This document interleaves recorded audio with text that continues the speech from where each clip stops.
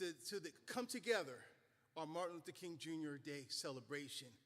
And we're going to begin with some music from our own songbird from Glide Memorial Church in San Francisco, Miss Jen Allen Zito. Thank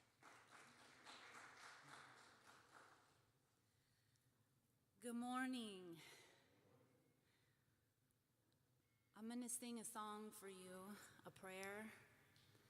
And as I understand it, this was Martin Luther King's favorite song. And I'm singing it in honor of Dr. King and for everybody who is carrying on his work.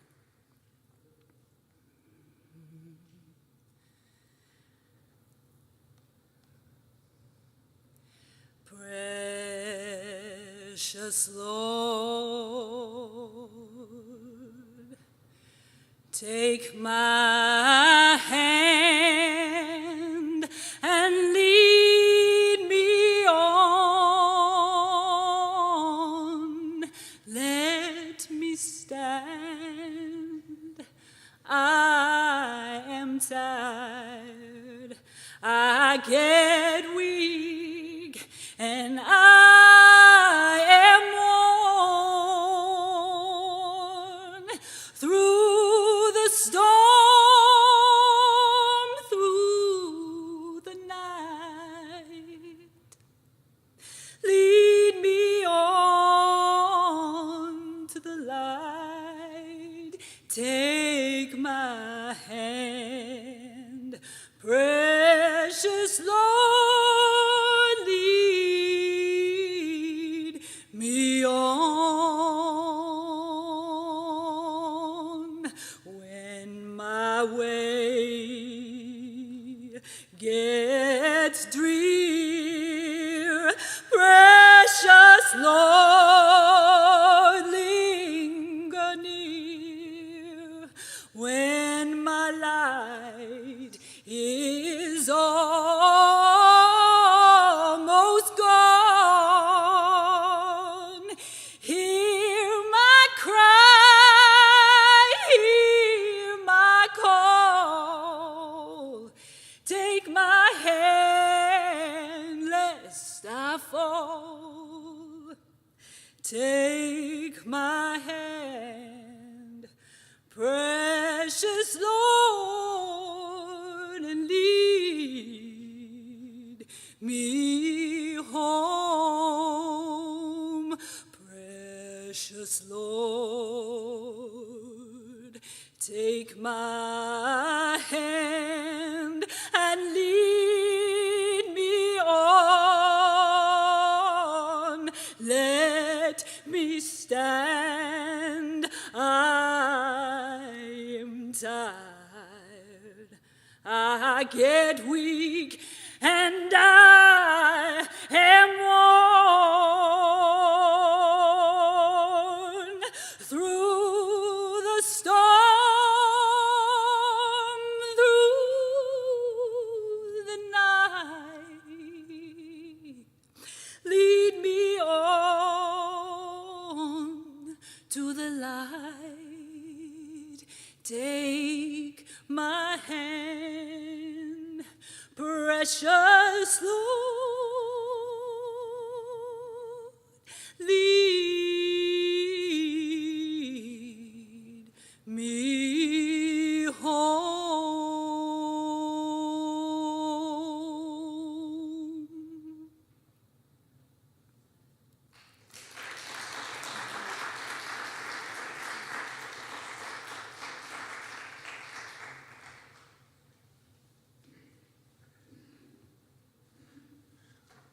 So, friends, I want to thank, I'm just thank and praise God for every one of you who has come forth here today and those who might be listening by way of live stream.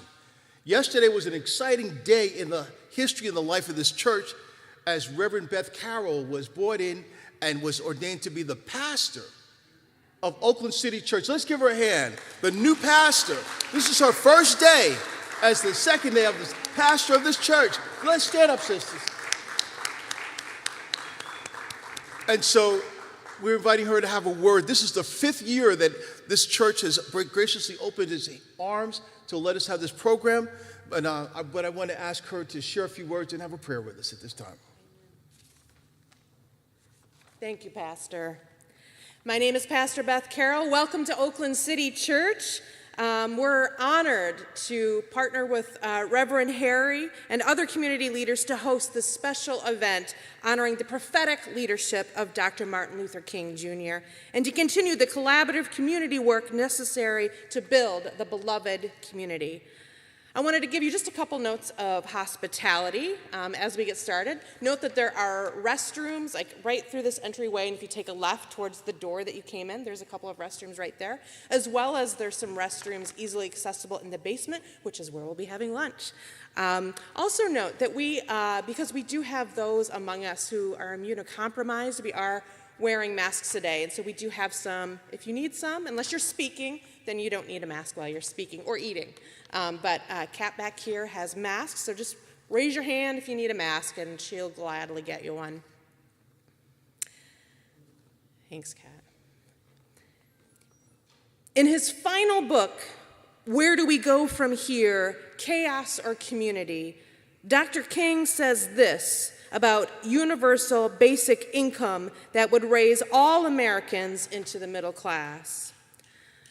The contemporary tendency in our society is to base our distribution on scarcity, which has vanished, and to compress our abundance into the overfed mouths of the middle and upper classes until they gag with superfluity. If democracy is to have breadth of meaning, it is necessary to adjust this inequity.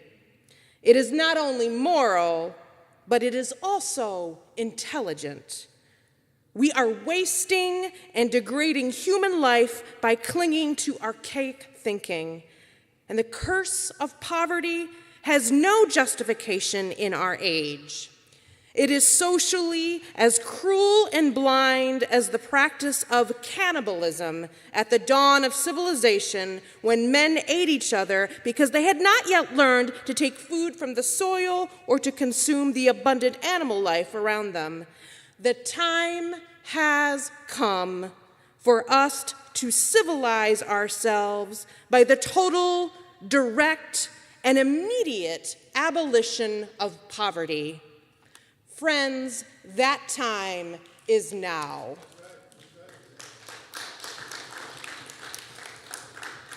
Before I invite Reverend Harry back here, will you join me in prayer? God, we come before you in gratitude for the work of Dr. King. We come before you with passion to carry his torch forward, and we even come before you with anger as we see how far we need to go. But let us not succumb to discouragement. Let us not yield to obstacles. Let us not give up in the cacophony of chaos, but let us be a full, resounding yes to your work of justice, of flourishing, of abundance for all people, and let it be amplified right here, right now. Amen. Welcome, Reverend Harry.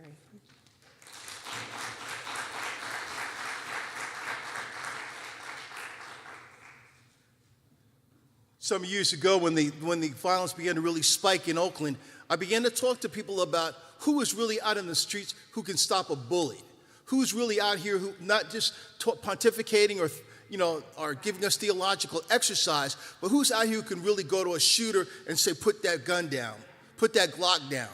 And one name came to me over and over and over again, and they said, they call him DeMare. His name was Darrell Allums.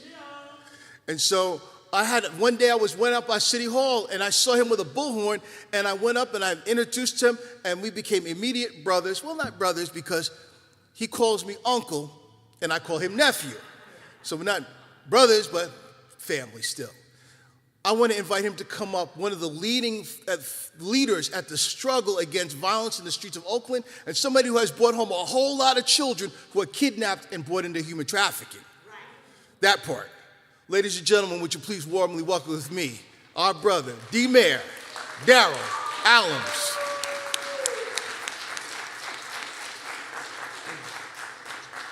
So Oakland Saints got a saying. They say, somebody died here and we need to kill. Somebody died here, we need to kill. So it's 2016, Memorial Day, the weekend I went past. 4 young boys went in the water, 2 came out.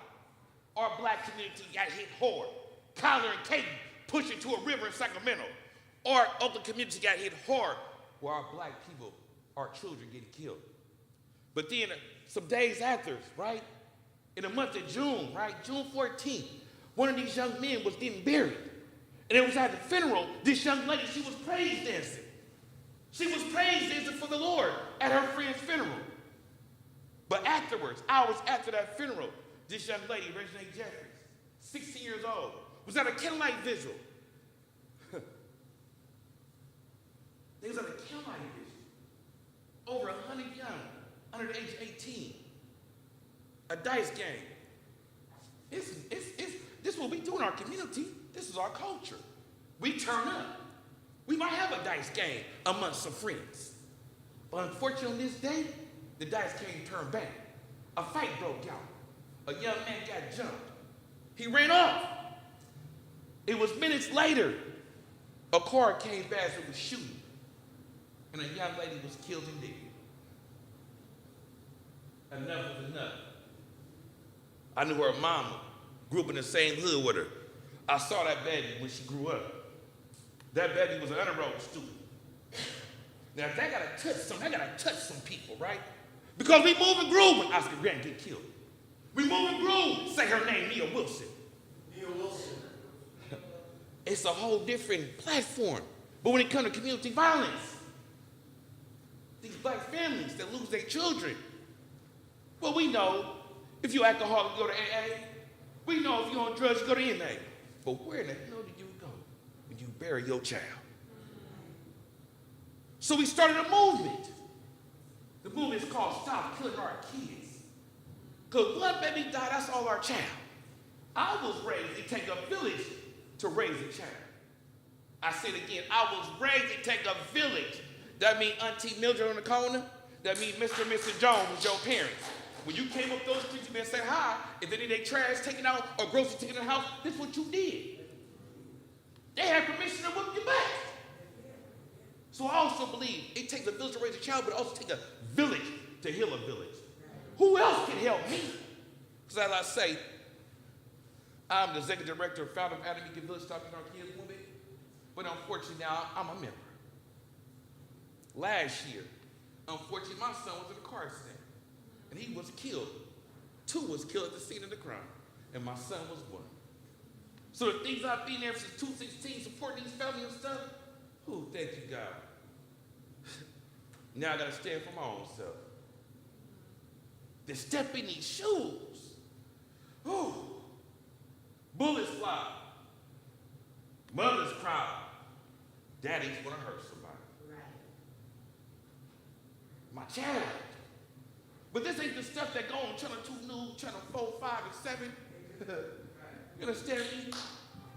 These are the things that happen. You might get 30 seconds on that news here. So in our community, when we started this movement called Stop Killing Our Kids, we supported these loved ones. That was from funeral coordination. That was helping raise money. That was tapping into resources. But another one was the self-care, the healing part, right? Right. We don't judge nobody because some don't understand the pain. Now we had a loss of our mother and our grandmother and our father, but your child. I see my sister over back there, she was speaking a little while, Queen Brenda. Your child. Man, those are some tough shoes to walk in. But today we came to celebrate this day. It is called Martin Luther King. And back in the day when I was young, everything I was growing up, I heard about this man named Martin Luther King. And he had a dream. Now, if I didn't know about no other African-American leader in my school, I knew about Martin Luther King and Malcolm X, okay? I knew about Martin Luther King. And, oh, my father had the same birthday as Martin Luther King, right? Right. So I said it to say, man, like, I never really saw, like, the living color of him, right? But God blessed the Bay Area with this young man. They take his pulpit to the streets. They serve the homeless population from Frisco to the T-Hills, and then he come across that water. Hit West Oakland, East Oakland. Man, he done got outpowered by the homies. Right. He's with homies apartment. He's Oakland frontline healer. He is our street preacher. Now, when you speak about Martin Luther King, oh, his legacy so strong. The marches, the speech. But then you have some that never get spoke about like that. But right here in our Bay Area, we have our very own. I call him my uncle because there's something special about him close to me. See, I'm a lupus survivor, 12 years. My mother, I saw her take her last breath from lupus. Her birthday was April 24th. My mother's name was Juliet Ann Williams. Now, why are you saying that, girl? Pastor Harry, Uncle Harry, his birthday is April 24th. If you know his last name is Williams. Oh, wait, what a kitchen in the spirit. I call him my uncle. Never understood why the connection was so tough. I call him my uncle. To where I come from, you ain't got a lot of uncles that really stand in your corner. Hell, we ain't got dads. But this man, if you really want to see how a man supposed to live, how to live by Christ, how to walk out here with boldness, and when you see him, he always by himself. He ain't got no mob. He ain't bouncing out. And he goes to the worst parts. Now, we got all these mega churches with the big preachers and bishops and pastors, and they got a big pulpit with a big congregation. And he does too, because the streets is his church. Right. I said it again, the streets is his church. I said it to say that we're here today because this individual, this amazing man, that I would love and can say, this is my uncle, right?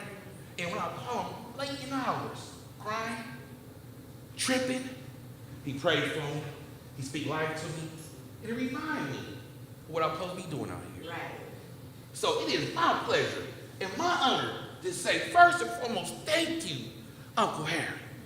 Thank you for being my uncle. Thank you for being the community pastor.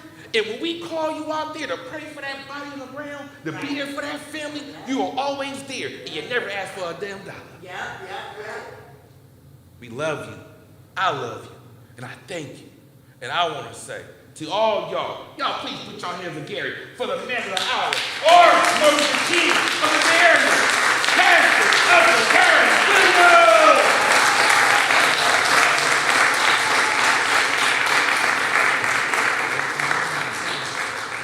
I don't know if I can say anything after that. If my mother was here to hear that. Thank you so much.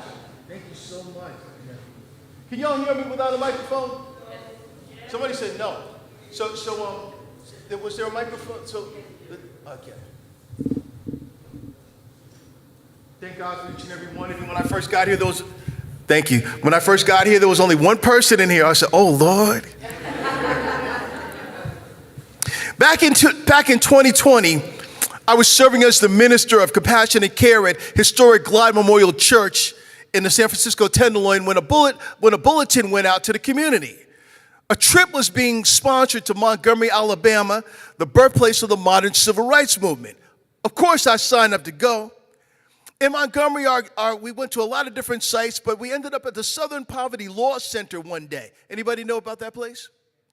So we're sitting in there, and of course, this was after breakfast, and we had one of those heavy Southern breakfasts. And I have what some of you might call the itis that day. And I sat there, and my eyelids began to flutter down, and I began to fall asleep.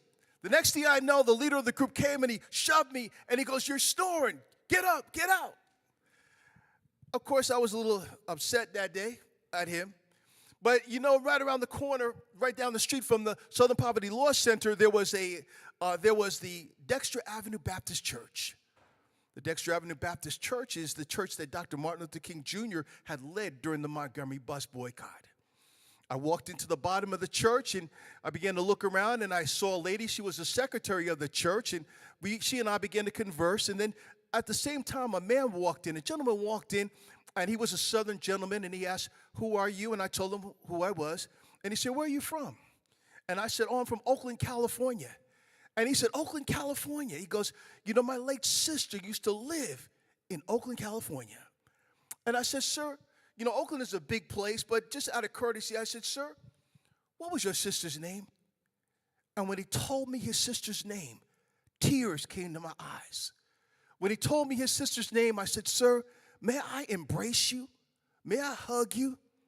And it turned out that his sister had been Pastor Josie Omega Jones. She was not only one of my dearest friends, she had been somebody that I called I called her the Mother Teresa of Oakland. She lived on East 84th and International Boulevard. Is anybody familiar with that area? Does anybody know what that looks like today?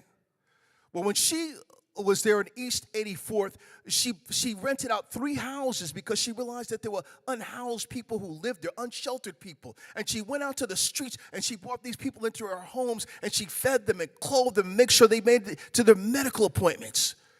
She was a woman who was very just so. She was a woman from corporate America. But when gang warfare broke out in that community, when the drug game got so intense that the bullets started flying, she went out to the block and she started talking to the hustlers. She negotiated truce. She said, "Well, you know what? It is what it is. So y'all going to have this side of the street and y'all going to have that side of the street." She was a longtime member of the Allen Baptist Church there. And she clothed the naked. She fed the entire hood. Now, here I was in Montgomery, Alabama, in a church that was world-renowned because of the Reverend Dr. Martin Luther King Jr. And it seemed that day that God was telling me, you didn't need to come all the way across the country to find that self-sacrificing love, that spirit of justice, that commitment to the needs of God's people. God was saying to me, it's right back home in Oakland. And that's true. If these walls could talk today, they would tell you that some of the most loving, most committed, most dedicated, some of the most revolutionary souls you can imagine are sitting right here in this room. I'm not telling you something I read in a book. I know these people. I serve with them. Oakland is a tough place. Some of the people that you're about to hear from in the next few minutes have put their life on the line time and time again in these harsh streets for the people. They have rescued people from the most hellish situations that you could even imagine, and some you can't. Some of the people you're going to hear in a few minutes have walked into the lion's den. When God called, they answered. You know, human trafficking is something that makes a lot of money for people. So when you go out to a young woman who's trapped in human trafficking and you say, "Baby, come on, hop in the back of this car," there's some pimp who's making thousands of dollars off of her, perhaps in the course of a day, who's not going to be happy with that. So when Daryl walks up to somebody and says, "You know, we got a problem, I'm bringing that girl home," that's a dangerous situation. You're going to hear about from another young lady, I call her the Harriet Tubman of Oakland, who does the same thing in a few minutes.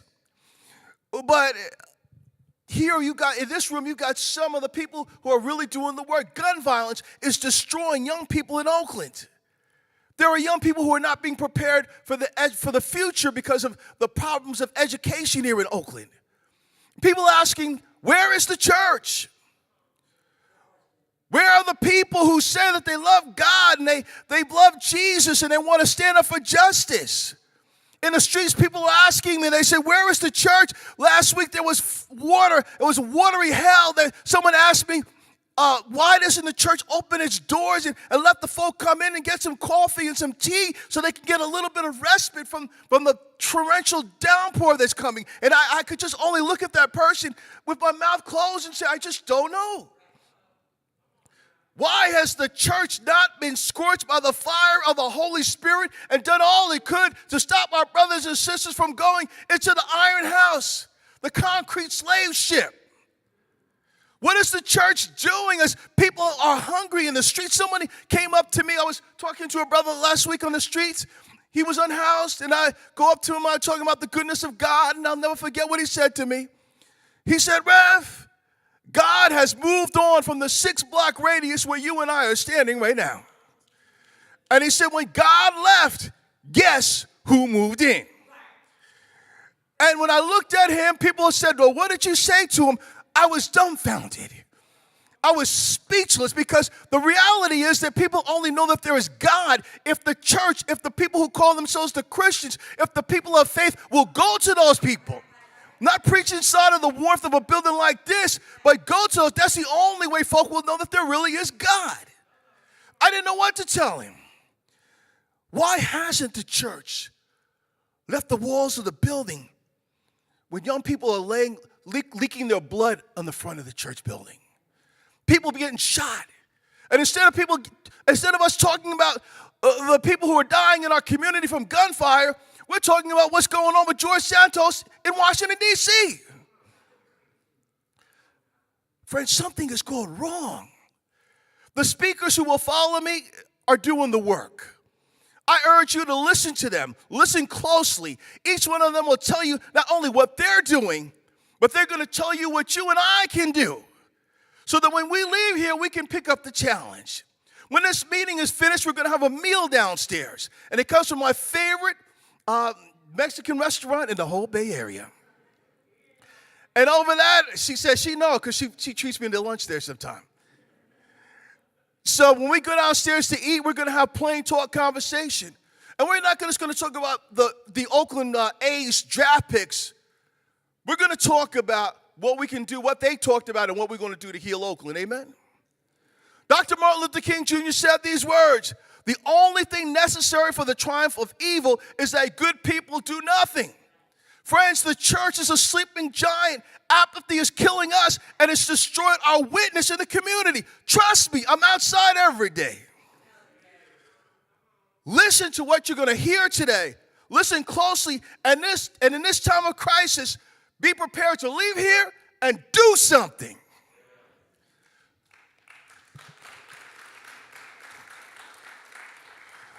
The first voice you're going to hear is Tiny Gray Garcia here. It's Sister Tiny Gray Garcia here. Friends, homelessness is at an epidemic level here in the city of Oakland, California. And I'm going to tell you right now, this is one of the heroes that's in the streets day in, day out, whether it's in the news, whether it's not in the news. She and her team, Poor Magazine, are doing amazing work. They're the people, when I can't make it happen, even when I get in need, I know I can call her. This is the backbone of the community right here. And if anybody knows what to do, anybody out here really doing it, not just talking the talk, but walking the walk, and who can tell you what to do, ladies and gentlemen, please warmly welcome with me, Sister Tiny Gray Garcia.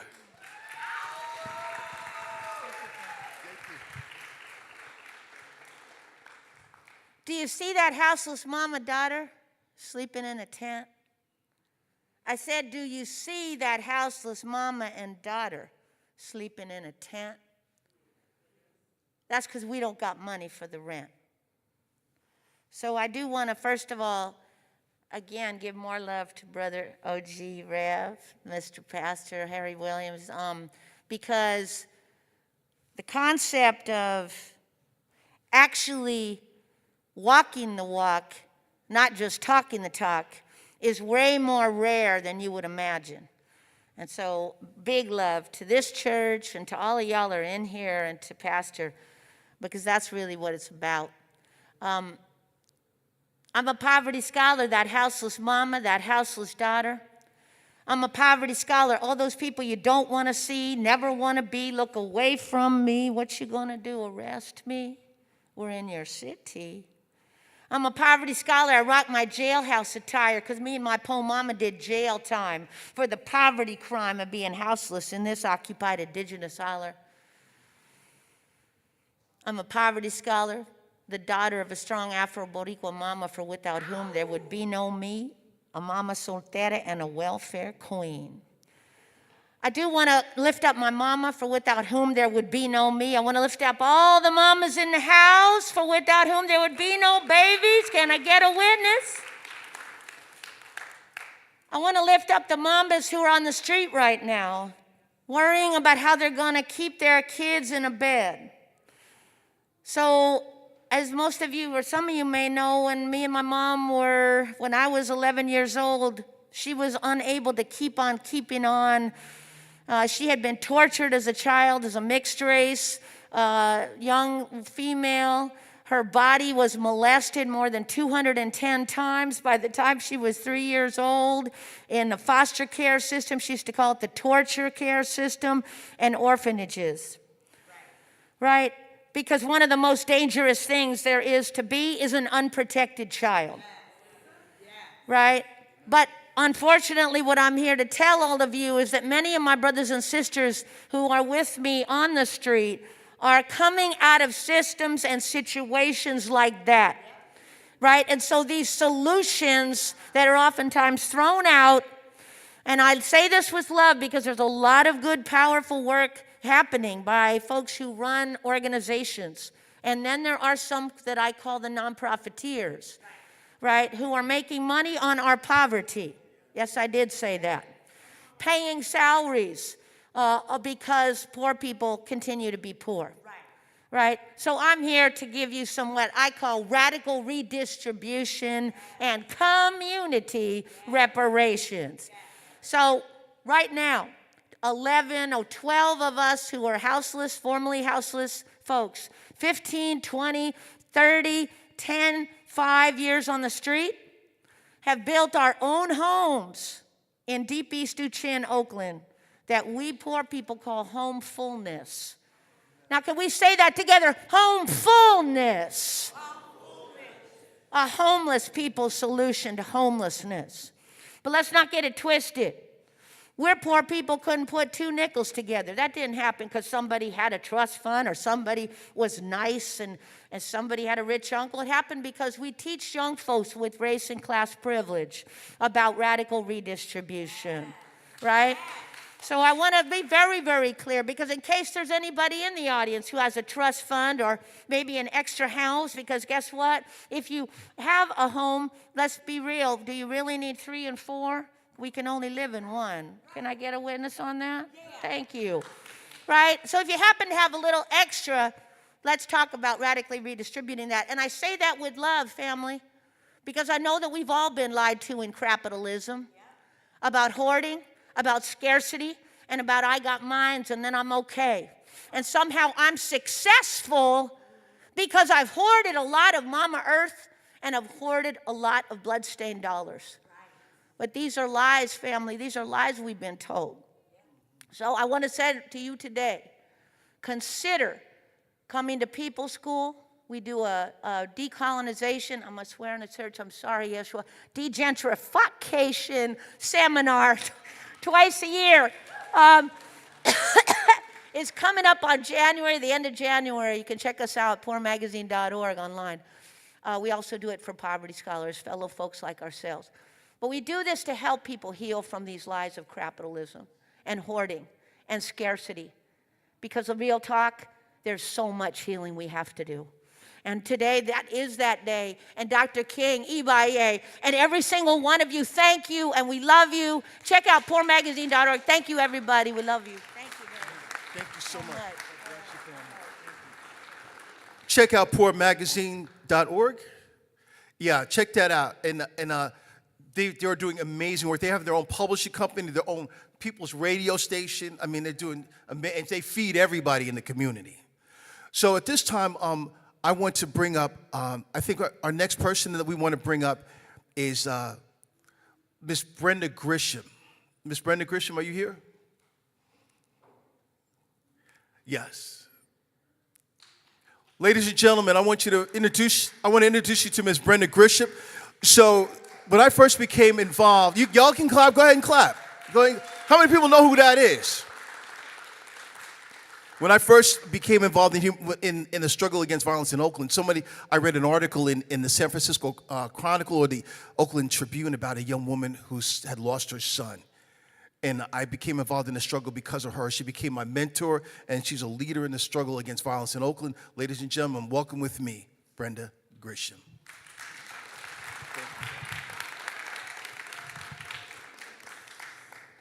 Good morning, everyone.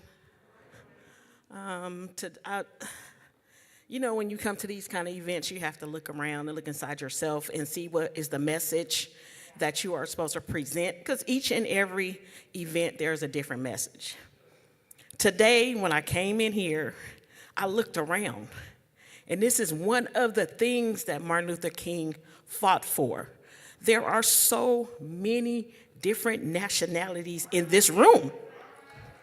It's wonderful. It's exciting to know that we are here to celebrate Martin Luther King's birthday. He would be 94 today, 94. He started his work as a young man. He ended his life as a young man. He stood on the steps of Washington in 1963 and said, "I have a dream." And we listened. We listened to a point. Thank you, Brother Harry. I've been working with Brother Harry for years. And, you know, sometimes you meet people in circumstances that you would never have wanted to meet them in. And as he said, my name is Brenda Grisham. I am the executive director of the Christopher Lavelle Jones Foundation, the executive director of Their Lives Matter. I am also a founding member of the Family Support Advocacy Task Force, which is under the VPC. I'm the chair, Lord Jesus, I'm the chair of the Gun Violence Subcommittee for the VPC as well, and I am the co-chair of Royals, which is a human trafficking organization with I partner with my god sister, Anisha Arnold, and we do work in the streets. My fight began December 31st, 2010, when I lost my son Christopher to gun violence. Christopher was a senior at Casamont High School. He was a musician at my church. He played every instrument we had. He sang, he wrote. But on December 31st, the situations of our city became personal for me. My daughter was shot, and she survived, and my son did not make it. No, they wasn't after us. They were after somebody else. We just happened to be outside at the wrong time. There are many parents out here like me. I'm not special. I'm not special. Each and every life that is lost here in our city, they belong to somebody. They should touch somebody. You should not just see TV or the newspaper and see that somebody lost their mother, father, sister, brother, son, or daughter, and just close it and go on to the next story. Each life should be personal for you. Martin Luther King said, "I had a dream." When are we going to get to the end of that dream and make things happen? We're not there yet. We might be together in here, but when you go outside, we're still not here. We're not there. How do we get there? People are losing their lives every single day. This is not a personal fight. This is not a block we need to corner. We need to come together, and it does not matter the color of your skin. And if you don't know it, each and every person in this room can play a part in making Martin Luther King's dream come alive. On your job, walking down the street. We have work to do. This is 2023, and we've been working on this for a very long time. The civil rights of each and every one of you in this room is important. It's important. We're not just going to leave it to you. We're going to help you get to where you need to be, but we got to do it together. You might not know the person sitting next to you from a can of paint, but that person is important. You're important to the person in the back. You just don't know it yet. We're hoping that we get to a point where the civil rights of each and every person in our city are important. Laws need to be changed.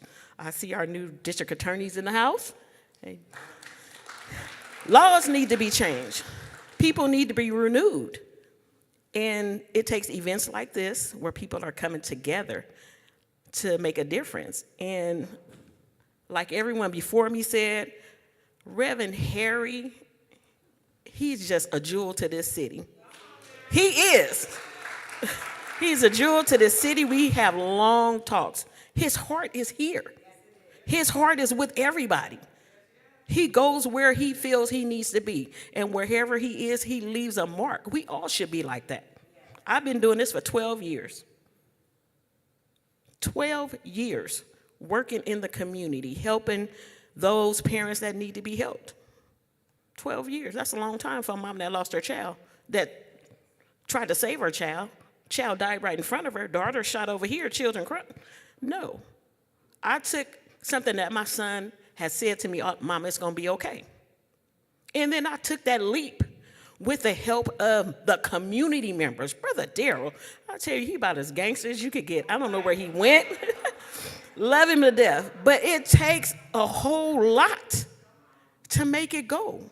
And we have to take every single inch, every single step until we make our city safer for everyone in this room, because crime doesn't have a name. Bullets don't have a name. And we don't want none of your names to be out there. But it's going to take all of us to make a difference. Thank you. God bless you. At this time, I'm going to ask Sister Jen to come up and sing a song. And then we're going to hear from Harry Tubman of Oakland. Ladies and gentlemen, one more time for Sister Jen Allen, C2.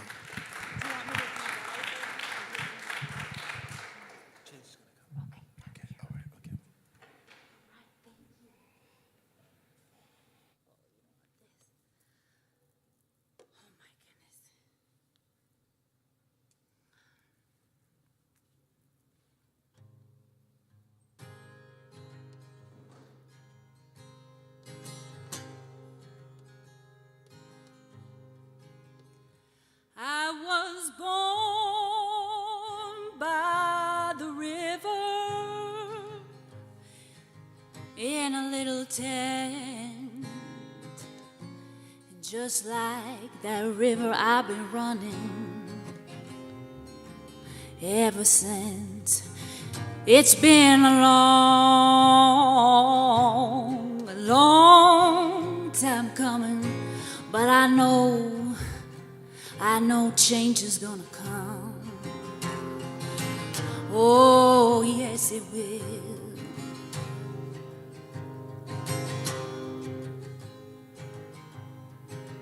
It's been too hard living, but I'm afraid to die.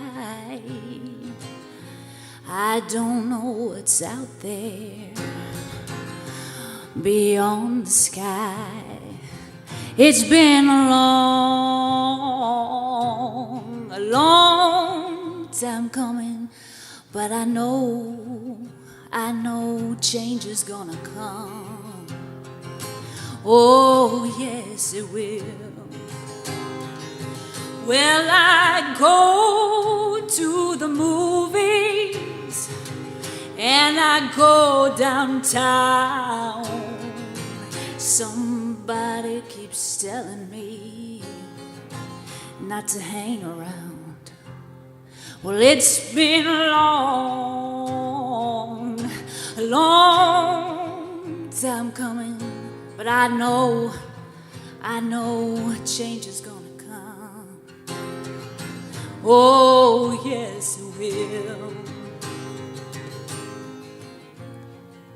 Now I go to my brother. I say, brother, help me please. But he wound up knocking me right down on my knees. There have been times that I thought I couldn't last too long, but now I know I am able to carry on. It's been a long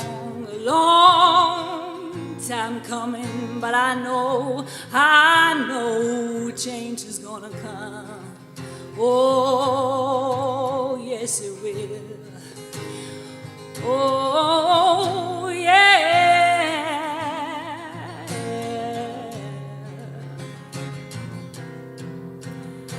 Oh, yes it will.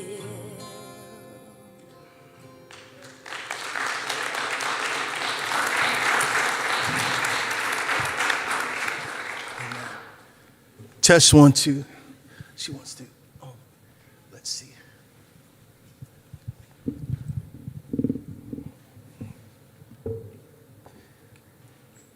Okay.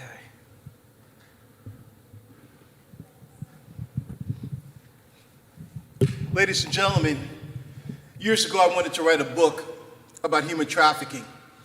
And I was sitting down with some people and I began to talk to them about it. And they said, you can't write that book. Not until you talk to Nola Brantley. And I said, who's Nola Brantley? And they said that she is the Harriet Tubman of Oakland.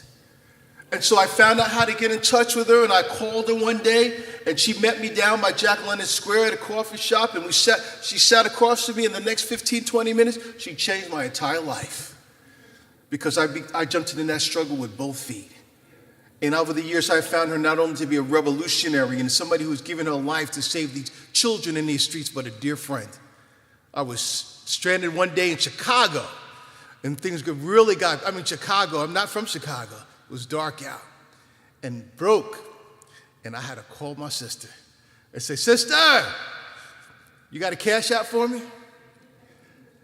That's when you know somebody for real. Ladies and gentlemen, I want to introduce you to one of the people that I admire so greatly in Oakland, in the United States, a leader in our community, the future. Please warmly welcome with me, Miss Nola Brantley.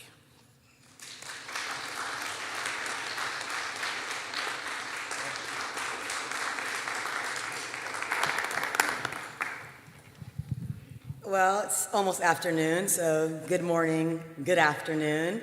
But most of all, happy MLK Day. Congratulations for getting up today and making it here. We've had some intense weather in the Bay, and so today it was so exciting to see such a beautiful day. I'm happy that we're here together to gather as a community in honor of our ancestor and a great leader, Dr. King. Everybody can be great because anybody can serve. You don't have to have a college degree to serve. You don't have to make your subject and verb agree to serve. You only need a heart full of grace, a soul generated by love. Dr. King. I want to acknowledge and thank my brother, OG Rev Harry Williams, for his tireless efforts to love on and serve our community. Rev is a true example of what the Bible commands a Christian to be and do. I met Rev many years ago in the beginning of my career to address child sex trafficking here in the city of Oakland. And since then, I have had the privilege of witnessing the Rev be consistently in service of our community with a loving heart. I love you, Rev, and I am honored to share space on this planet with you. This Bible verse reminds me of you, Rev. And you know I'm reaching when I'm hitting for a Bible verse. Give generously to them, and do so without a grudging heart. Then, because of this, the Lord, your God, will bless you in all your work and in everything you put your hand to. Next, I want to thank and uplift another brother and community soldier, Brother Darrell.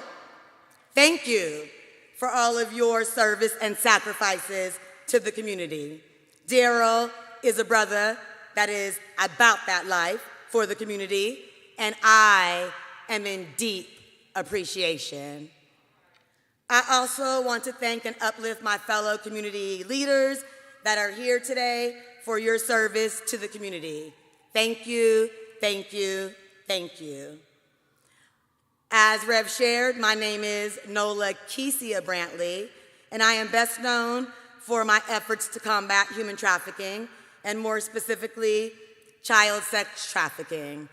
I am also known as a survivor of child sex trafficking who was trafficked by a San Francisco police officer. I have had the opportunity to set the foundation for services for victims of sex trafficking across the state of California. I have also had the opportunity to influence policy across the nation, pioneer programs, train hundreds of thousands of individuals, sit with thousands of victims and survivors, and so much more. It has been both a beautiful and a heartbreaking journey.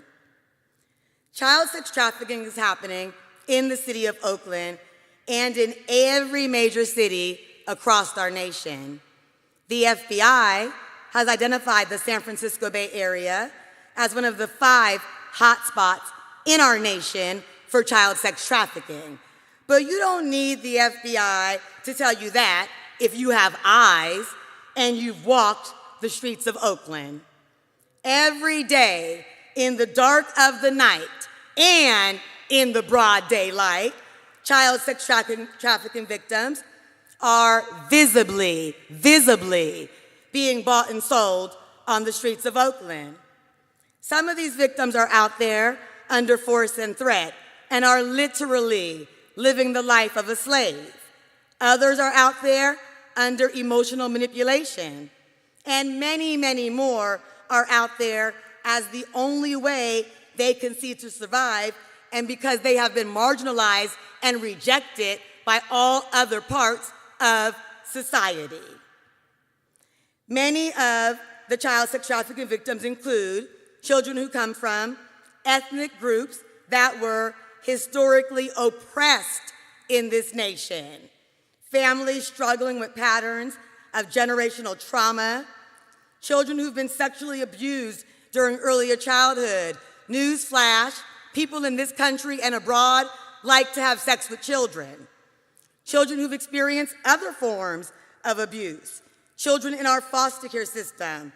Children coming from situations of extreme poverty. Children who are marginalized by society, like our gay, lesbian, and transgender youth. And children with a host of other vulnerabilities and a lack of support and protection. Helping these children has to do with so much more than rescue, outreach, and services to victims and survivors, although those are essential components. Helping these children means fighting to change the systems that create the conditions that allow their victimization to occur. I'm so glad to hear poverty being talked about here today. It's about time. Poverty is a huge contributing factor to child sex trafficking.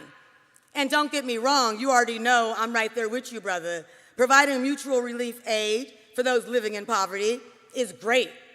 It's their lifeline every day. But we also need to advocate for substantial poverty alleviation and guaranteed income programs to give folks historically oppressed a fair chance to uplift themselves. Follow the work of Supervisor Holly J. Mitchell in Los Angeles. She is getting it right. Helping these children means truly reforming our foster care system, especially for children of color, especially for Black children, especially for Black boys. So they are not so vulnerable, not only to sex traffickers, but to other predators due to a lack of support and protection they experience in that system. Helping these children means addressing structural racism, which quietly and loudly keeps individuals and communities oppressed. Sorry to say, but we have not overcome at all. Structural racism is something that we don't talk about, but that's controlling so much of our destinies. We can help these children by understanding trauma, by having deep compassion, and by understanding what love means in action. I would like to end with a quote from Dr. King. We know through painful experience that freedom is never voluntarily given by the oppressor. It must be demanded by the oppressed. Thank you.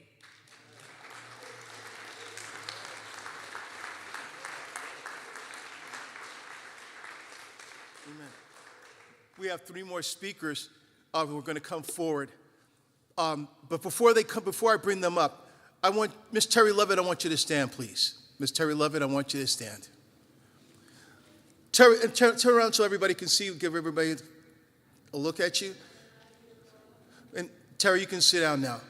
I met Miss Terry Levitt about 18 years ago, and we've been in touch off and on throughout the years. But one day I looked on Facebook and I saw a picture of a young man who had been murdered in the LA County Jail, and he had her last name. And so I looked around and I found a way to get in touch with her, and I said, how you doing? And she said, my youngest son was murdered by correctional officers in the LA County Jail, and I need justice. Justice is a word that rings really strong in the church, because if you read the book of Amos, if you read the book of Micah, you find that justice is what we stand on as people of faith. But she had a hard time finding that struggle. And I bring her name up for this reason. She needs some people to fight with her. Now, she needs some people who can make a phone call for her to help her write some letters. She has a campaign that you're going to see her downstairs. She's going to ask some of you all to sign a petition that she has. But she needs somebody to stand next to her. She's going through a lot of depression. I talk to Sister Terry all the time, and she's really struggling. She needs some of y'all. You might say, well, I don't know anything about social justice. I don't know anything about the court systems. But you can make a phone call. I need some of y'all to stand with her. Right now, even before we go on to the next speaker, by a show of hands, who would be willing to stand by my sister? Write a letter, phone call. Oh, a lot of people. A lot of people. When we're having our burritos downstairs, she'll be sitting at a table. Please go talk to her. Amen? Our next speaker, amen. Our next speaker is Sister Patera, also known as Coach G. In the community, physical fitness is a big problem. We don't have the outlets, the resources. We don't have the people who will give our children that opportunity. This young woman is a superstar. She's a hero to the young. She's out in the community. She doesn't have a building. She's like me, I'm a preacher, doesn't have a church. She's a physical fitness instructor, and she's studying to be a firefighter. Ladies and gentlemen, also the future, she needs people to stand by her because she's saving our young people. She's not just talking about it, she's about it. Ladies and gentlemen, Coach G. Thank you, sir. Thank you.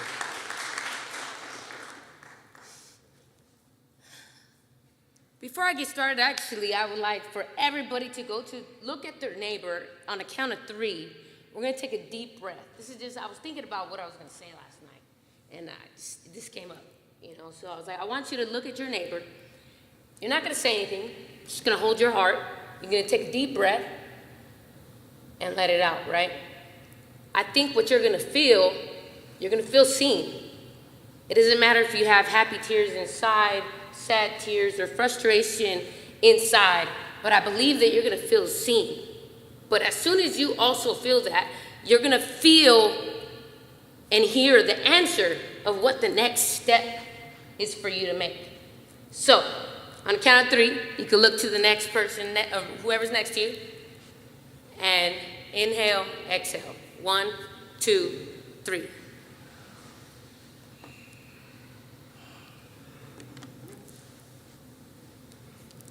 I hope that alleviated some pressure or weight on your shoulder. I know it did for me when that's the first thing I did. Passion makes progress. Passion makes purpose. And as he said, I want to be a firefighter for Oakland. I used to be a teacher here in Oakland for Roots and then Elmhurst United. And, yeah. But I resigned because I felt just like Rev. I like to be in the mix. I like to just be doing the work. So I still have a nonprofit called Vertical Skills Outreach because I want to go vertical. I want all of us to go vertical. And no disrespect on our leaders in the community, but I didn't ask for permission to build this outdoor gym in San Antonio Park. I just did it. So yesterday was my second day of the fire academy. I had to do a couple tests to be able to make it. It chose 10 people, 9 men and me.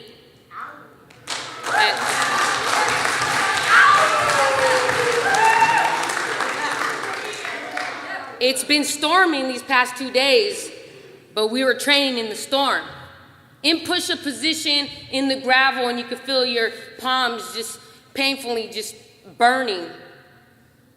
And our instructor, who I respect, why do you want to be a firefighter? And of course, nobody wanted to say some dissertation because we're over here in push-up position, so we try to keep it short. And I say, it comes to me, Gomez. Well, I want to continue to serve my community and make my mama proud. I said continue. A lot of the kids, a lot of people I say kids because I'm actually the oldest also. I'm 40, I'll be 41. And the youngest in my academy, he's 21. And he's actually my student athlete. Was my student athlete. So the work that I'm doing does work. I say that humbly. He be next to me, Coach, we about to be firefighters together. But I said what I said because I want to continue to do the work. I want to continue to go vertical. But with that being said, you have to take the step, right? So before I even get to my ask, and my why, and so much more, raise your hand if you've ever done a puzzle. All right, so my mama loves puzzles, and I don't know if you've ever, so you get, 1,000 pieces, 5,000 pieces, and you open up the box, and then you pour it on the table, you're like, damn, I don't even want to do that. Like, I don't want to start it. That's the hard part, right? Starting the puzzle, the first step. But once you start putting the pieces together, maybe you get all the edges, maybe that person get the edges together, or maybe you put all the colors together, it starts to come together. Now, if you're by yourself, it's going to take a little bit longer. Shout out to my mom who's just like, I'm going to do it by myself. I've been learning to get away from, I love my mom. But actually, I did say to the firefighter instructor, I want to help my community and make my mama proud. Sure, if my mom was here, she's like, damn, you put me second. I put y'all first. But that's the way she taught me, even though she's a tough cookie. But anyway, we got some people always like trying to make these puzzles, and sometimes like little 2-year-olds or 3-year-olds, we're trying to force the pieces together. That sometimes works. And what I did in San Antonio Park, I'm gonna be honest with you, I'm doing that. I'm kind of like just trying to put the pieces together. But I did take the first step. I bought the puzzle, I made it happen, this canopy, put it together, hung up the boxing bags, and I locked the gate without the city's permission. I locked the gate, and hopefully nobody would steal from us. And I provide health and wellness services to our community from 6 years old all the way to my oldest client was 86. And we don't ask for anything in return besides you just showing up so that I can help you become a better person or show you a little bit about health and wellness and help you take care of yourself, because we know with the services in our city, it's not enough. We gotta learn how to take care of ourselves. So, back to the puzzle, it's so hard to do. And I can't do it by myself anymore. And I recognize that. So I did ask one of my buddies, help me coach, because I have to go to this class, because, believe it or not, one of the reasons why I want to be a firefighter is because I need to make more money so that I can give back again and still more give back. Because as a teacher, I wasn't making enough. People would be like, see, well, there you go again. You're just going to give away your money again. Because I don't have kids yet. So I'm like the Thea of Oakland. I'm just like, whatever, I'm down to help. But still, that is my purpose. That is my passion to be able to give back. In fact, I don't have any grant writers. And I raised $26,000 in 2019 to take 10 black and brown students to Cuba. They actually are the first in their family to have a passport. Right. And I told them, I was like, you ain't gonna be on IG trying to post, I want to post all kinds of random stuff. I was like, but you are gonna be like, yo, I'm in Cuba right now. That's really, really cool, right? For them to say, dang, I thought I was East Oakland born. And then they see their black brothers and sisters in Cuba in situations like that and not having certain things. Because actually, my gym, if you come to my gym, you see it's beautifully complex. It's just gutter. It's that's what real fighters are made of. And they got to witness Cuban little boys and girls with no shoes, sparring still, training, no mouthpiece. So what I did is actually Central California and all of Northern, I went to all the gyms and gathered all kinds of used clothes and used shoes. And a friend of mine gave me about 30 baseballs, because in Cuba they like baseball and boxing. And so it was like the Sandlot, if you haven't seen the movie, they had one ball that they would play with each other, this group of kids out there in Cuba. So when I was able to give them a ball for themselves, to see their smile is amazing. But I actually didn't give to them the 10 kids that were there. They helped give to the kids. So I want them to feel the love that I feel when you give.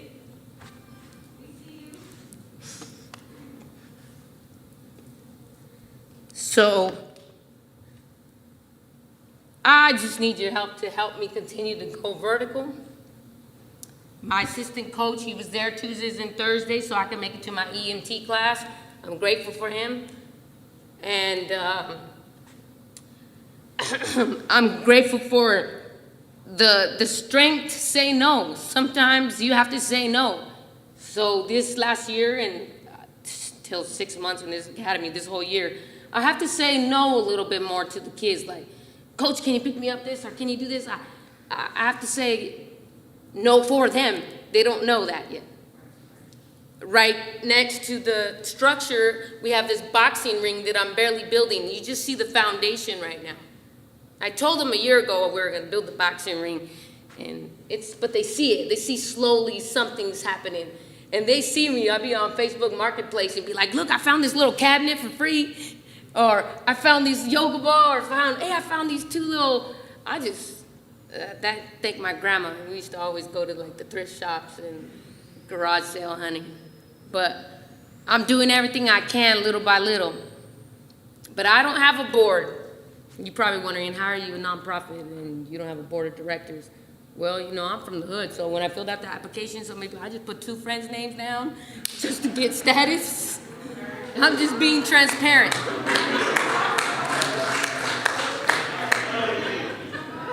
And, but I'm not a tax lady either, so I'm barely we barely make maybe 20, well, this past year, probably 20,000, 15,000. I don't get paid, I don't get anything, I know I need to learn how to do that.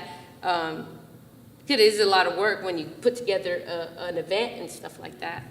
But I would love to build a team so they could help me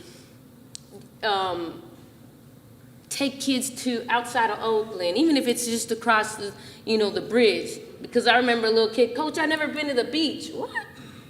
We going. And I took them to the beach. And so that's what I would love to do, is to continue to be that auntie, that coach that makes them try things. Like I make them like, hey, try this wheatgrass. We about to take a shot with this. Like, you know, like they're like, shot. They're like, no, wheatgrass, you know, I don't care if you spit it out, just try it. That's what my daddy used to do. He made me try everything. That's why I think I have a good palate. I'm excited about the burritos coming up. But so I guess my ask again is, help me put this puzzle together. I feel like I've done the work to start it. So, and I want to continue to do it. And even if for some reason you can't, or like at least what's been happening, I'm gonna continue to still fight. And I'm gonna be a firefighter, and I'm gonna make a little bit more money, firefighter money, and sooner or later that ring will be built. I guarantee it. But I know we could do more with more hands. So I appreciate you so much, Rev, because when he called me, I was like, this has to be a sign. And then last night when I went home so sore, soaked and wet, and I was like, man, okay, I'm doing the right thing. You know, my mom's up there, rest in peace, she is watching over. And that was my grandma, by the way, I call her moms. But my mom, who got hit by a truck at 7 months pregnant with me.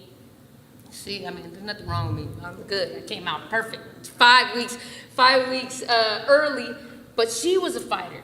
So I gotta continue fighting because I wanna be at least half as good as her, half as good as you, and do my thing for the community. So thank you for all the work, all the beautiful people here, but keep fighting. We do not need permission to do good. We do not need permission to make progress. We are celebrating a great person today. But in order to wake up and make that dream come true, we gotta put in the work together. So let's go vertical, and thank you so much again.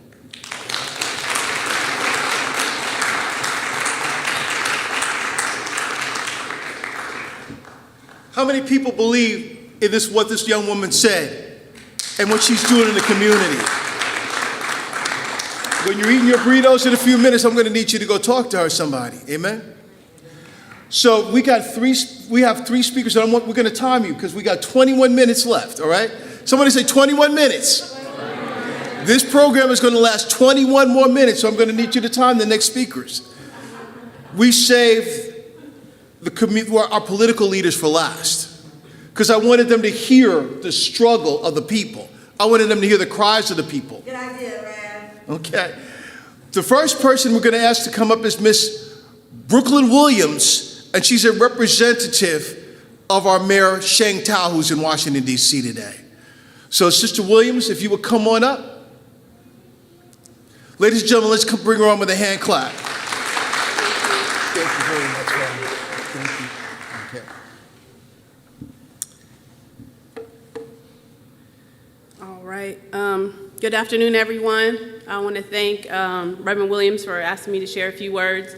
I actually was not going to share any words. I came here to listen. Happy MLK Day to everybody. And thank you to all the speakers and everyone in here for everything that you're doing for Oakland and have been doing for Oakland. My name's Brooklyn Williams. I am the incoming Chief of Education and Community Safety for our mayor, our new mayor, Sheng Tao. And so violence prevention is what we're focused on today. So I just put a few notes here. Like I said, I wasn't expecting to speak, but I do want to share a few words. So we're talking about violence. I have a few words from Coretta Scott King about violence to remind us. And she says, I must remind you that a starving child is violence. Neglecting school children is violence. Punishing a mother and her family is violence. Ignoring medical need is violence. Contempt for poverty is violence. And so I do think it's important for folks to know a little bit about the leaders who have been charged with helping to improve education and community safety in our community. So I will take this opportunity to share a little bit about myself and about our mayor. So my family has had personal experience with what I call domestic terrorism and state-sponsored violence. I am a descendant of Black Wall Street in Tulsa, Oklahoma, and my family had to flee as the community, the white community in that neighborhood was deputized, all of them, and my family's house, home, businesses, everything was burned down and we had to flee. And we ended up landing in Buffalo, New York, which is where my father's from. Had to stay close to the Canadian border because they were charging my great-grandfather, who ran the newspaper in Black Wall Street, the Tulsa Star, with inciting that violence because they were standing up for the rights of a black man who was accused of raping a white woman. And because he wrote about it and told the truth, he was charged with that. And he was basically on the run for most of his life. As a matter of fact, he wasn't cleared from that until after he passed. So that is one experience that I come to this work with as a family. The second is that at 2 generations later, I'm 14 years old and my sister pulls up to my school. I'm a freshman in high school and I'm found out that my older sister was murdered in a home invasion. She left behind 3 children, ages 6 months to 9 years old. And my family has been trying to heal ever since. My work that I've been doing here in Oakland for the last 25 years is dedicated to my sister. This work is my tattoo to her, is my libation to her and to my whole entire family. And the work that I've been doing here has been to support families who've gone through trauma due to violence. More importantly, to prevent families from having to go through that trauma. And so I want you to know that I bring that experience of 23 years. In my 23 years of serving mostly continuation school students here, Rusdale, shout out to Rusdale, Bunch, Dewey, the court and community schools that our students are pushed out to when they are kicked out of traditional school settings. And in that 23 years, I've lost at least one young person to violence, mostly gun violence, every year. And so I bring that to this work as well. Everything that I've been doing and will continue to do is in their names and is so that their lives do not go in vain. And so that's that. I've been doing this mostly in the community. Decided to join the mayor's office. Why did I decide to do that? Well, one thing that the mayor and I have in common is her family has also experienced having to flee her homeland. Her family, she's a refugee of a war, of the secret war. Her family left Laos. Her mother has a bullet in her arm to this day from that war. They came here. The next generation, she also experienced domestic violence and homelessness. And she has the lived experience that I think a lot of us in this room share. And so for me, in partnering with her as a community member, I've worked with lots of different leaders in our community, whether they be politicians or leaders of community-based organizations or leaders of our school systems, the county system, all the systems. And I never had to ask her more than once or twice. Everything that we asked for as a community to try to get things done, her and her team responded. So not only do we have a shared lived experience, but I was encouraged by the fact that somebody really got it on a visceral level. And so now we have someone in office with that type of lived experience. I'm not sure if we've ever had that. And so that is why I've chosen to take this on. I don't start until the 23rd, so I do want to say that. But we are here, as Reverend Williams mentioned, she's in DC with the Conference of Mayors. She's advocating on our behalf right now, trying to get funding for housing and a lot of the other things that we're going to be trying to do.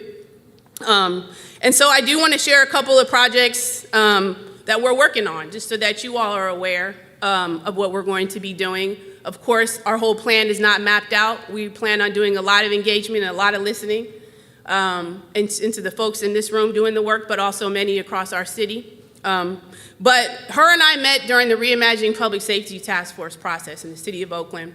She appointed me to that task force. Our job was to figure out how are we going to reimagine safety in this city.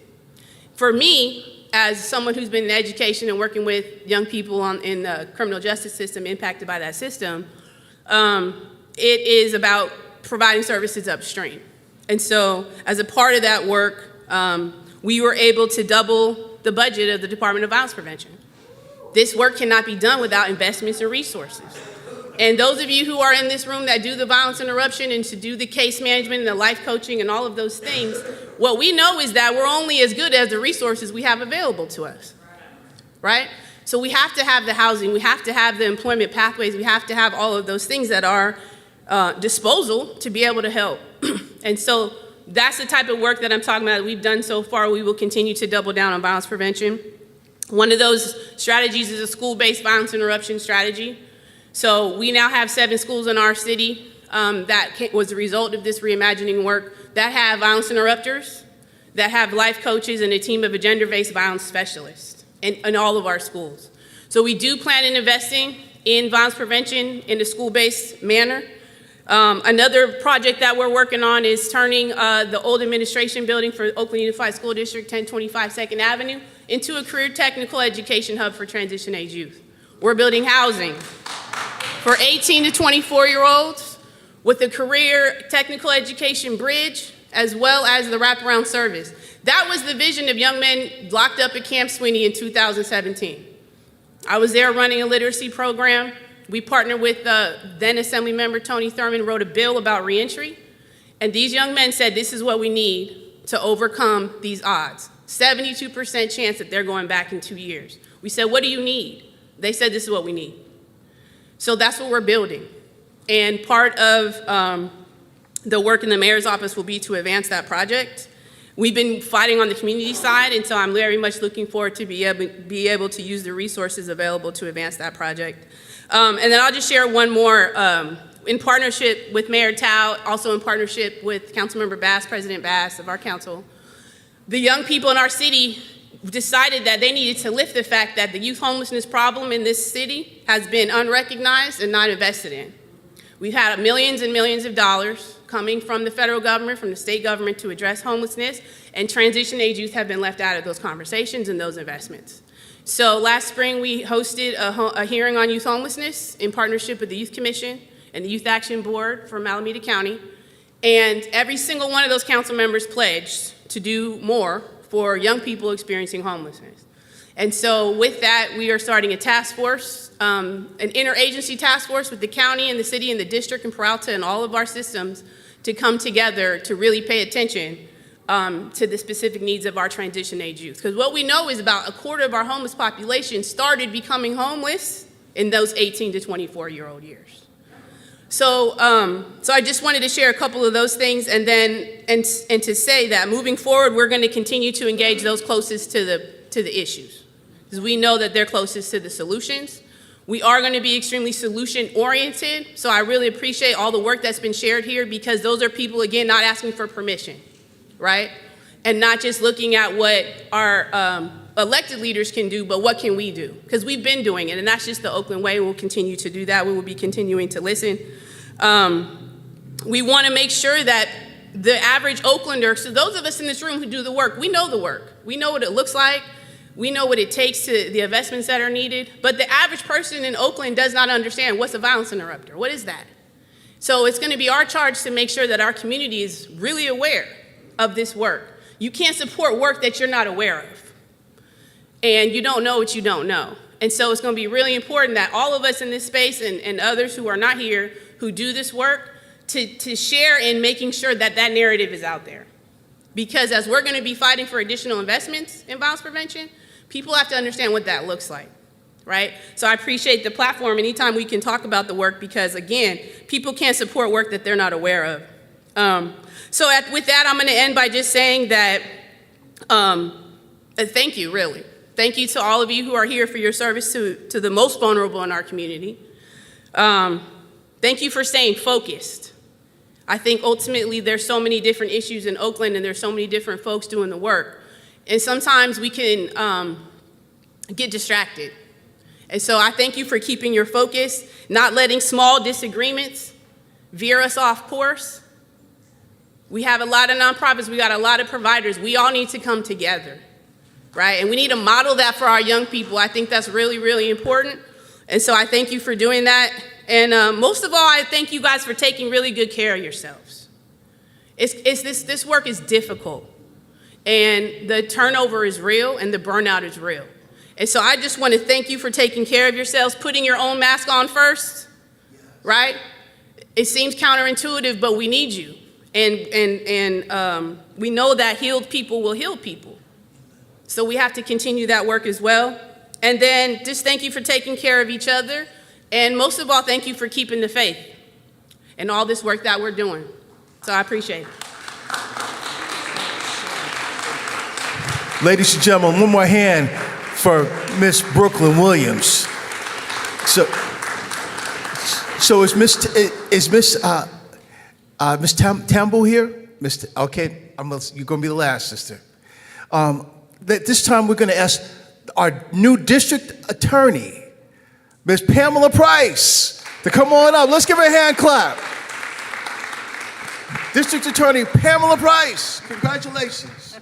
Thank you. Thank you for allowing me to come and speak. My spirit told me this morning, go talk to the people. Go listen to the people. Go sit with the people. First, giving honor to God, who is the author and the finisher of my faith. God has truly smiled on me. My name is Pamela Price, and I am the first Black female district attorney of Alameda County. Amen. And I stand before you as someone who did not have permission to run from the political powers that be in this community. I stand before you as a child of God. If you know my story, you know that on April 4th, 1968, the night that Reverend Dr. Martin Luther King Jr. was assassinated, that I was both traumatized and radicalized in one moment. And from then until now, I have been and will continue to be a drum major for justice. I organized a sit-in at my local high school on December 4th, 1969, when the Chicago police assassinated Fred Hampton and Mark Clark in Chicago, and was promptly expelled for such activities. In March of 1970, I was arrested at 13 years old in a civil rights demonstration and tracked into the juvenile justice and the foster care system. So I stand before you as the first foster care survivor to be elected district attorney of Alameda County.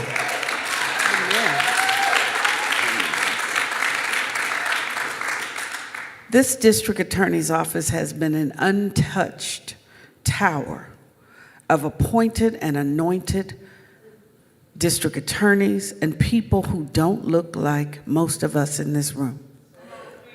It has, when I look at the pictures of the white men that occupied the place, I say, oh, Lord Jesus. For the last 10 years, this district attorney has stood in the way of every progressive reform that has been passed by the California legislature. I heard our sister call Supervisor Holly Mitchell's name. I watched her as a senator in the California state legislature fighting for criminal justice reform, demanding that this system, this injustice system change, that we address the needs of the people who are impacted by an unfair and racist system. And as she did that, and as the law changed, as I lived here in Alameda County, I watched our district attorney and those who worked with her continue to fight against change. And so I felt called to run for this seat in 2017. There was just a few of us then that understood the need for change and how to take this system, how to take this seat. Frederick Douglass says that power concedes nothing without a demand. And so we made a demand on behalf of this community. on behalf of our children, on behalf of our elders, we made a demand that this system change, that it open the doors, and that we set the captives free. That is the calling of your current district attorney.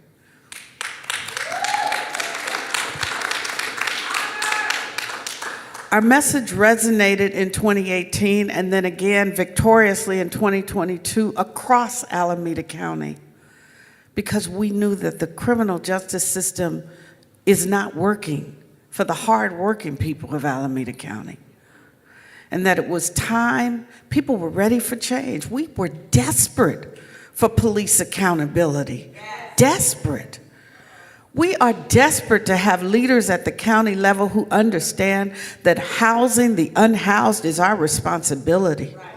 And yes, we have to talk about poverty. We have to talk about the wealth gap. We have to talk about when Dr. King was on the verge of his assassination, he was organizing the Poor People's Campaign. He was talking about poverty.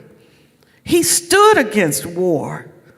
I stood in Riverside Church in New York City and looked at the place where he stood, where he challenged the warmongers and the people that were sending young black men and brown men by the millions to their deaths. And for that, he paid the ultimate price. I understood that as a child, and I tell you, I understand it today. Thanks to so many of you and so many people across this county, for 2 years, we were able to run a people-powered, grassroots, corporate-free campaign. We did not have corporations. I'm a civil rights lawyer. For the last 40 years, I know that a corporation is not a person. I don't need a corporation's money to tell me how to represent everyday people. And so that is the foundation of what we do now. I've been on the job, I think, about 12 days now, okay? And I can tell y'all, it's a hot mess on the inside, okay? It is a hot mess. I was honored to ask the Board of Supervisors to declare this as National Human Trafficking Month. And as our sister Nola pointed out, we are one of the top spots. Right now, we're number 3 in the country for human trafficking. And I walked into an office that had 36 active cases, 2 lawyers, and a half-time investigator. Most cases are not assigned to anyone. We have a case that the Department of Justice gave us that is where they have identified a major sex trafficking ring operating in Alameda County. And for the last year, that case has sat on the shelf with no one doing anything. This is the challenges, and this is why it persists, because those who we elect and pay to serve us have not been doing the job. I understand that. When we talk about violence in this community, yes, Brother Darrell, I have stood on corners in Oakland and said, somebody died here and you need to care. And I find folks inside of this system who don't care. A woman gets stabbed on the street, people don't care because she's poor and she's homeless. And so therefore the police encounter her, they take a half a report and they keep it moving. And I find that 3 days later, the person who stabbed her killed somebody else because we didn't care. So I understand, and I hope that y'all understand, when I can't talk about some things that we have to do, some changes that we have to make, we are there for change. One of the quotes that I love from Dr. King, and there's so many, there's a quote where he's talking about organizing, and he ends his sermon with saying, "We mean business now." And I always loved that because I understood that he was a man of purpose, that he was not going to be deterred by the powers that be, that he was not asking permission And it is so important every year as we honor his legacy that we remember he was radical to the bone. He wasn't just this pie in the sky Christian, God's gonna come down. He said, if you think that God is gonna do everything for you and you don't have to do nothing, that's called superstition. He was a radical change maker. And so we have to stand in that legacy. We have to reclaim that, as APTP has said over and over for the last years. We have to reclaim the radical legacy of Dr. King. We have to understand that he called people to action in 1963, that he called people to action in 1968. And that when he died, when he was killed, and they tried to bury young people like me and so many others, as they say now, they did not know we were seeds. We were seeds that we were going to grow. That I was privileged to make it through the foster care system, to go to Yale College and get that education, to come to UC Berkeley and get that education, and then turn that around and use it to serve my people. And so I want to echo what people have said. So many activists here, thank you. Take care of yourselves. This work is hard. Losing loved ones to violence is hard. I understand. And it is so critical that we remember that we got to take care of ourselves, that we got to take care of each other, that we got to give people grace. As I've worked around young people and educating people around the issues that young people have, I have often said, as Brian Stevenson said in Just Mercy, none of us want to be judged by the worst thing we've ever done in our lives. And I am dealing with a judicial system that wants to make black and brown children and throw them away lock them up without the key. That has to change. And so I thought there's many things that Dr. King said, and I've heard some of them today. That faith. No confession brings perfection. No pastoral visit brings wholeness. No program accomplishes the church's mission. No set of goals and objectives includes everything. This is what we are about. We plant the seeds that one day will grow. We water seeds already planted, knowing that they hold future promise. We lay foundations that will need further development. We provide yeast that produced effects far beyond our capabilities. We cannot do everything, and there is a sense of liberation in realizing that. This enables us to do something, and to do it very well. It may be incomplete, but it is a beginning, a step along the way, an opportunity for the Lord's grace to enter and do the rest. We may never see the end results. Dr. King did not get to see the end results. But that is the difference between the master builder and the worker. We are workers, not master builders. Ministers, not messiahs. We are prophets of a future that is not our own. God bless you all. Celebrate the legacy of Martin Luther King Jr.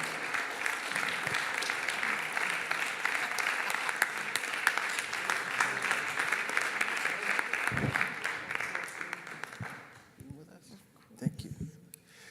You know, when it says on my birth certificate the word Negro, and when I was born, my loved ones could not vote because it was illegal to vote in the South. And so I don't take my vote lightly. And I very rarely support a politician by name. It takes a lot for me to believe in somebody enough to put my name behind them. But there is one politician whose name I did get behind, and she's here today. Ladies and gentlemen, I want you to warmly welcome with me the new Oakland District 4 councilperson, Janani Ramachandran. And that is, she's the councilperson for this district. So she represents, I live in this district, she represents this district. Bless you. Thank you.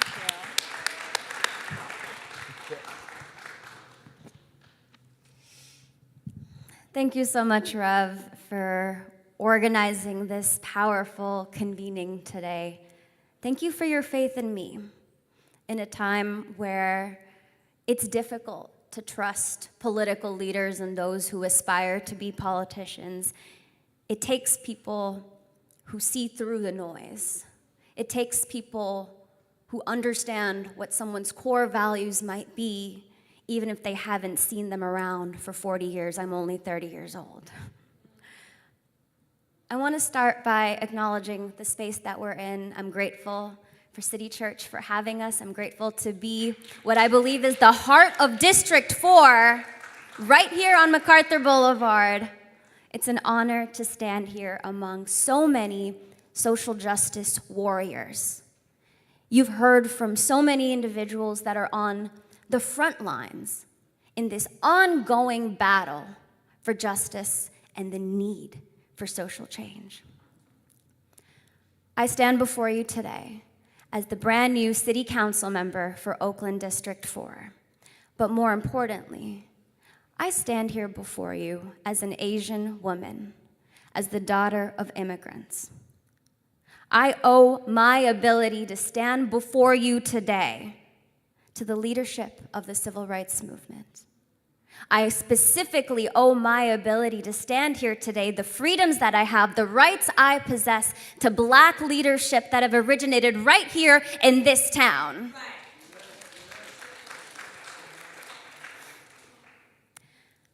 About 64 years ago, Dr. King visited India, not as a tourist, but as a pilgrim, as a scholar of nonviolent social change, in a country that was and still is plagued by the wounds of colonialism, colorism, and casteism. He took some of those experiences and he, along with so many others, brought it back to the United States, where Black men and women put their lives on the line, put their bodies on the line for people like me to be able to stand here. We have forgotten that history. Oakland is more divided now more than ever.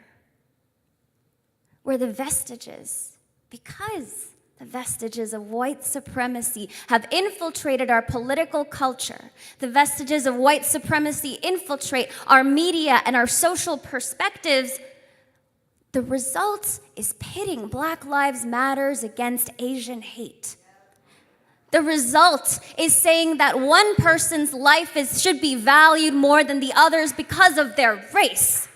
The result of this white supremacy is the failure to imagine a world where Black, brown, and indigenous people can come together and stand up for each other's lives.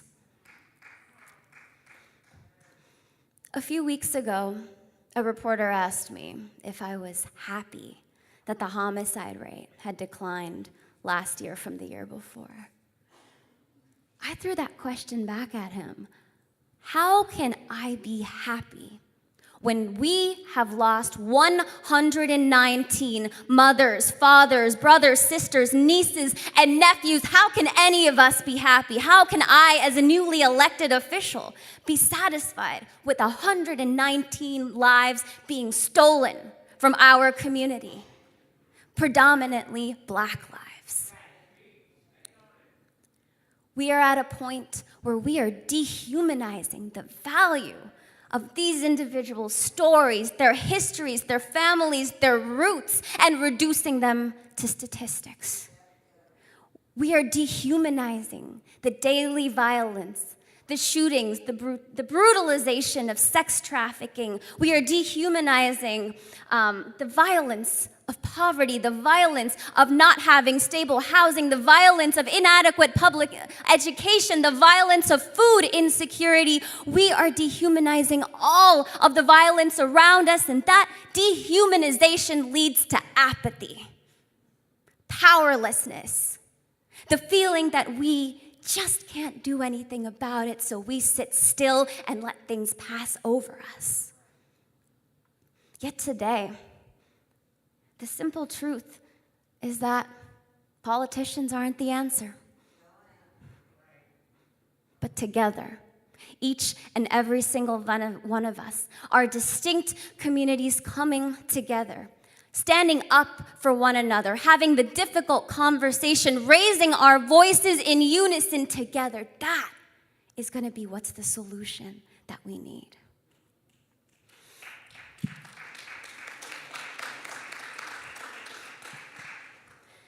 We've heard today from remarkable change agents doing important work of violence prevention and interruption, those who are trying to break the cycle of intergenerational violence and poverty and trauma. And I want to use every tool that I can on Oakland City Council to amplify and uplift this work. I never want to be the kind of political leader that says, here's the solution, go implement it. I am going to be talking to all of you consistently. As the representative for this district, I want to make sure that we are in dialogue because, once again, I am not the answer. We are the solution.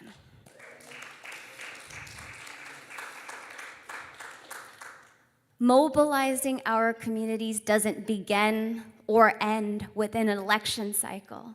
It's making sure electeds like myself are held accountable every single day. Mobilizing communities means being a part of the solution and not falling victim to the paralyzing apathy that is so easy to collapse into because things are hard. And this work starts with the basics, offering every single human basic human dignity. Looking your unhoused elder neighbor in the eye, casting a smile. Not averting your eyes when you see the transgender sex worker across the street. Checking in with your neighbor who you've heard some loud noises from for the past few days. Bringing groceries to your elders in the middle of the storm. It is the basic human dignity that is going to be the basis for violence prevention and keeping our communities safe in the ways that we need. So our town needs each and every single one of your voices to transform our systems, to redefine how we keep each other safe. And we need you so that every child, adult, and elder, regardless of race, religion, age, ability to speak English or not, we need to build a town together where each of us can feel safe, feel heard, and thrive. We need each and every single one of you to be part of the answers, to redefine our political systems, to bend them, maybe even break them, so that it serves us. Thank you so much.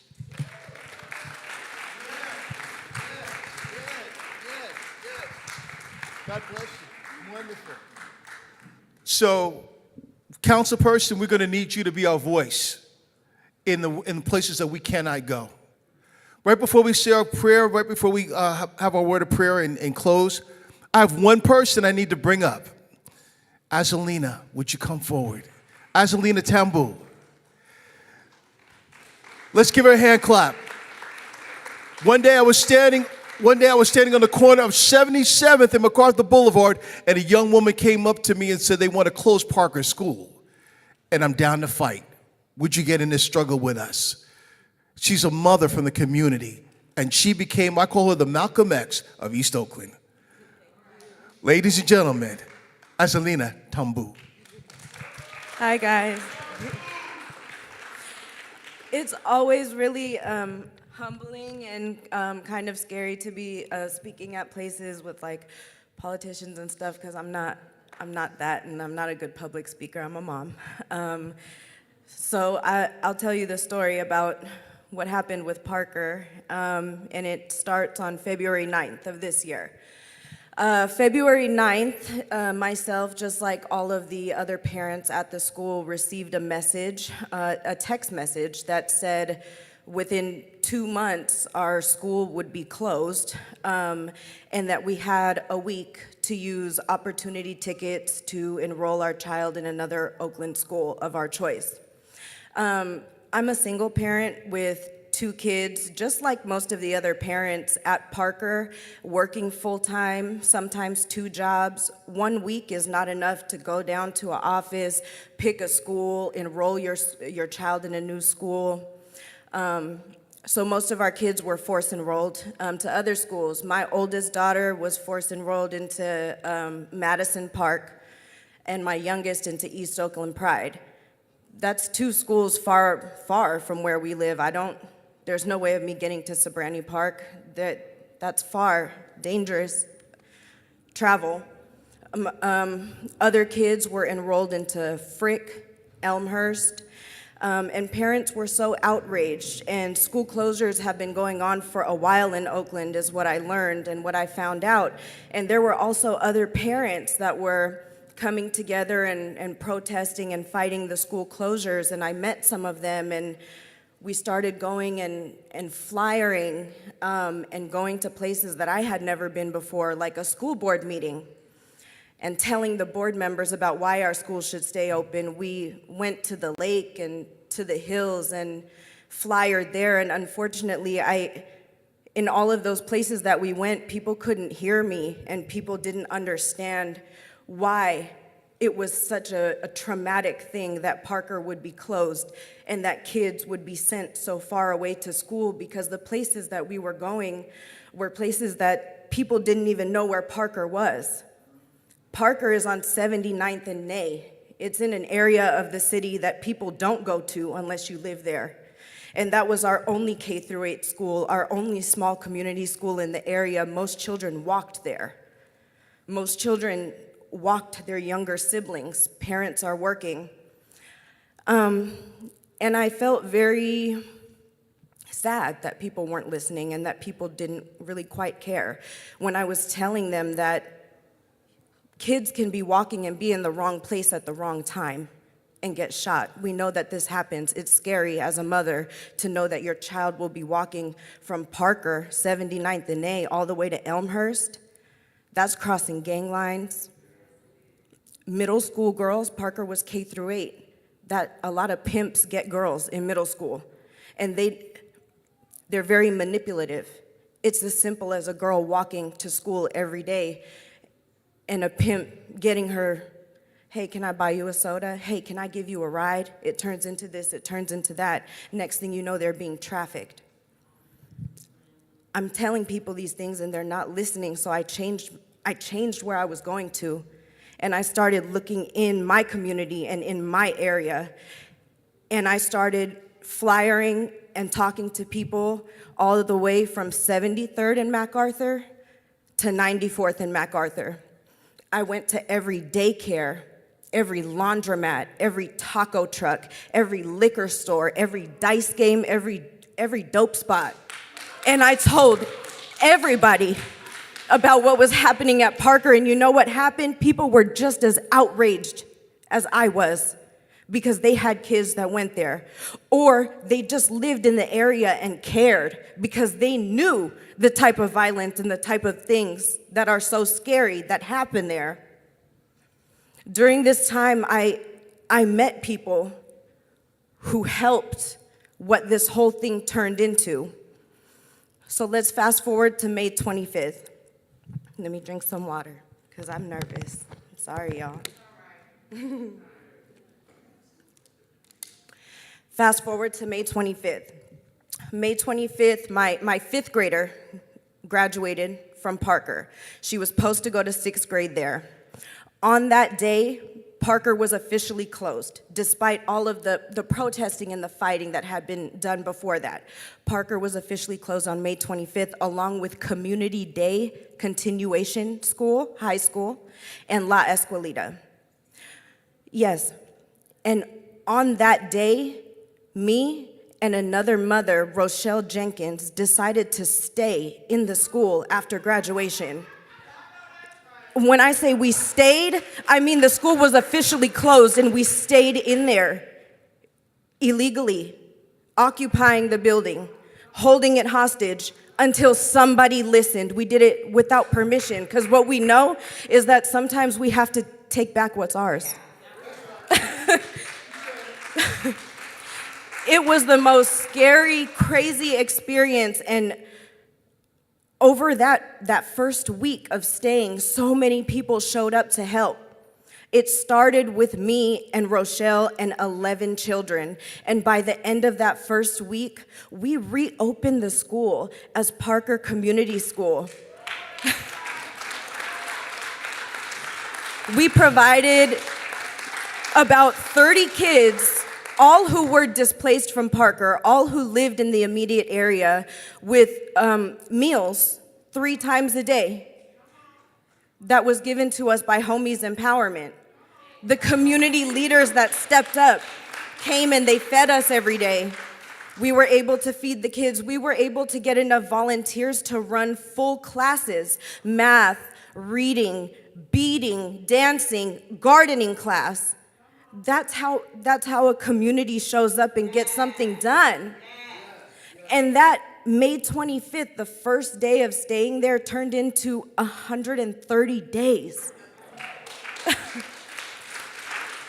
We stayed in that school for 130 days because we wanted to keep that school, and we wanted to keep the other 2 schools that closed, and we wanted to stop the closures that were happening at the end of this year, which originally was 10 schools.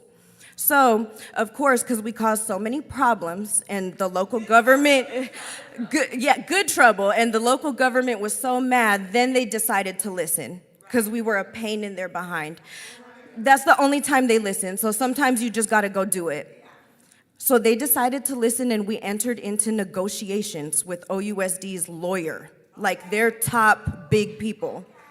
And during those negotiations, that list of 10 schools went down to 6. We had some other wins, for example, that Parker wouldn't go with its original plan, which they were talking about converting it into a school called Yuming, a charter school, which is a Mandarin school. And you have to speak a certain amount of Mandarin to go there. I don't know if y'all ever been to 79th and A, but there's not a lot of Mandarin speakers over there. It's not. They were also talking about potentially turning that into like luxury housing. It's in a part of the city that's being gentrified. And that's very close to the freeway and kind of close to the hills and kind of in a good location for what could have been luxury housing. But Parker won't be that anymore. And because of all the fighting that we did, last week, the school board voted to overturn all of the closures for this year.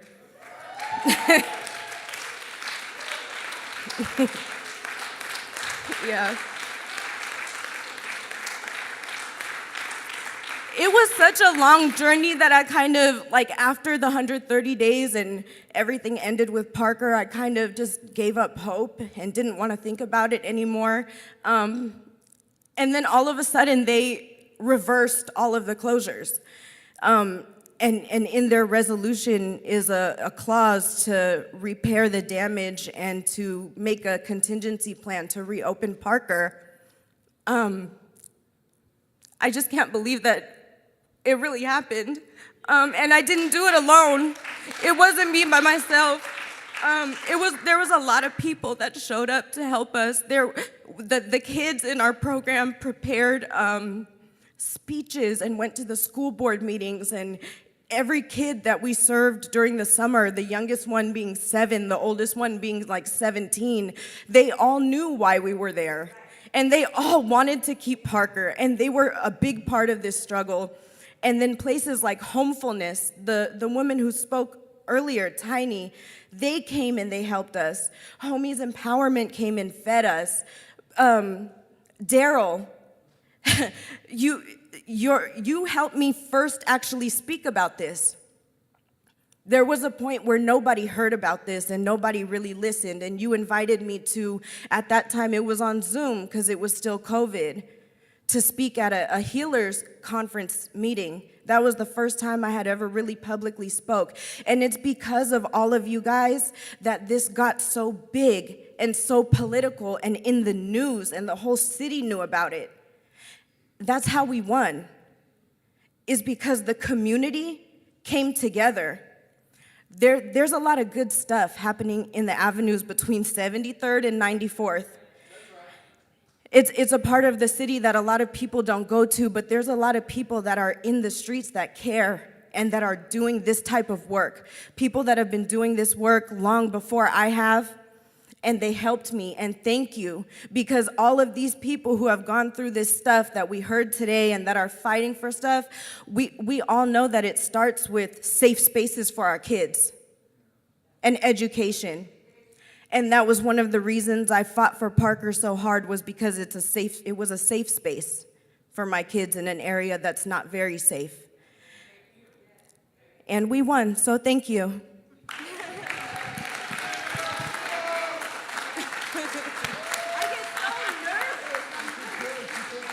Good.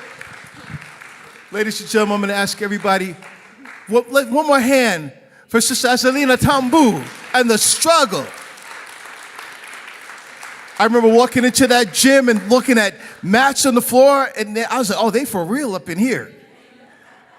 And we fought, and so we thought that all these schools were going to close in Oakland. I said, there's no way it can turn around. It's done. They told me it's set in stone. It can't be done.